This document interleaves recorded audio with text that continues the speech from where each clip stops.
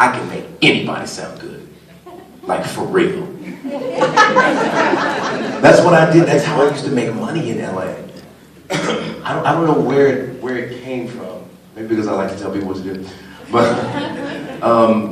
But one of the things that I would get paid for when I was coming up was vocal producing. I would go in and a producer would be like, yo man, I got this song. Even if I had written a song, like, yo man, I like your style, like, you know, the way you talk to people, like, I need you to get a better sound out of this artist than I ever could, and I think you could do it. So I just started doing that, and they started to pay me big bucks to do that. Like, because I used to do it with just our own songs, you know, because we would write a song, and Bruno would want to leave, always. And so I was always left to be the one at the control desk saying, no, what we were intending was, you should be a little more sad in the verse. You should, you know, I feel like you're a little too happy right here. So when you're singing it, don't smile. Little things like that. Or if you're singing it, you know what I mean, you're a little flat. When you sing it, once you raise your eyebrows a little bit, there's all sorts of little tricks that you do. When you come out, you say, come on, I don't think we're excited enough, let's do some jumping jacks. Jumping jacks, I need you to be a little bit more ready, you know, I need you to be more athletic with the approach to this song. And so all of these things were helping me to become a better producer, you know, because if I don't know what it is that I want, how can I expect someone to give me what I want? You know, so I have to go in and say, I know I want this song to be, like say for example, because I vocal produced Bruno too. Say for example with When I Was Your Man. He had to sound authentic on that. He had to feel like he was going through that. You know, because even if he did go through that, it doesn't necessarily mean it's going to translate if the right person isn't behind there telling him, dig deeper. Nah, that wasn't, you're doing too many runs. Keep it simple. Right here in the second verse, take a liberty here. You know, like, that stuff is so important.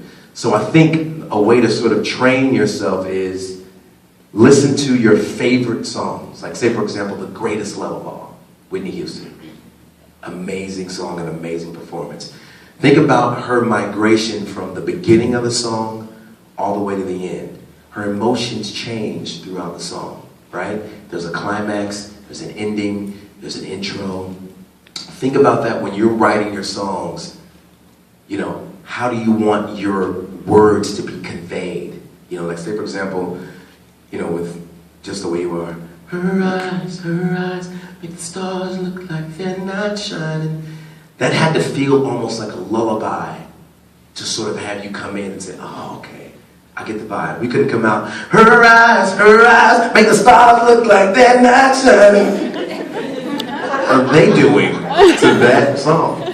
You know what I mean? So that's, and that's true for rap too. Like, as I vocal produce rap, I've been in there with Snoop, with Nipsey Hussle, like all these cats, and I'm telling them what to do. You know what I mean? Because a lot of times you don't know how you sound if you're in the booth. You know what I mean? You think you are figuring it out, but you're like, no man, that ain't it. You way too cool right now. You know what I mean? So you gotta go in and say, I need to spit it like this, instead of, I need to spit it like this, like that. I remember reading an interview with Dr. Dre, probably heard it with Snoop. And Snoop used to rap differently before he got with Dr. Dre. And Dr. Dre said, no man, you need to lay back more. Because I think Snoop used to be a little more aggressive. And Dre told him, you need to kind of lay back because you got this little laid back personality. Why are you spitting so hard and fast? And that's how you get that Snoop D-O-double-G, all up in that Mountain West song. That was Dre. You know what I mean? So that shows you vocal production and production at its best. Because that gave him a career. Just that one choice.